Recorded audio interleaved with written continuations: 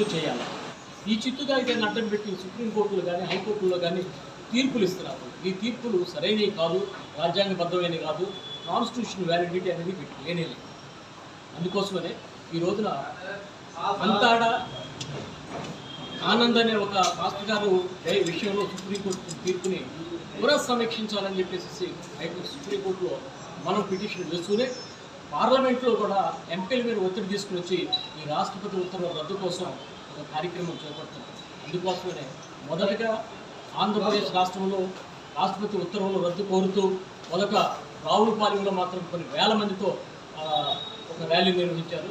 ఇది రెండోదిగా గుంటూరు పట్టణంలో మనం ఈ ఏప్రిల్ 25వ తారీఖున ఉదయం 9 గంటలకే ఎండలను బట్టి ఉదయం 9 గంటలకే మేము 3 బొమ్మల సెంటర్ నగరంపాలెం 3 బొమ్మల సెంటర్ నుంచి కలెక్టరేట్ చాలా కొద్ది దూరమే కలెక్టరేట్కి ర్యాలీ నిర్వహించి కలెక్టర్ గారికి వినతిపత్రం 10 డిమాండ్ల మీద ఇవ్వకుండా మాస్టర్లు, చర్చీలు, క్రైస్తవులు అట్లాగే మసీదుల యొక్క రక్షణ కోరుతూ కూడా చట్టం చేయమని చెప్పి రక్షణ చట్టం చేయమని చెప్పి కూడా మేము డిమాండ్ చేస్తున్నాం. రాష్ట్రపతి ఉత్తర్వులు రద్దు చేసే వరకు ఈ ఉద్యమం కొనసాగుతుందని మళ్ళీ ఆగస్టు 10వ తారీఖున కూడా ఒక భారీ లక్షలాది మంది క్రైస్తవులు ముస్లింలతో భారీ కార్యక్రమం నిర్వహిస్తామని చెప్పి కూడా మేము తెలియజేస్తున్నాం.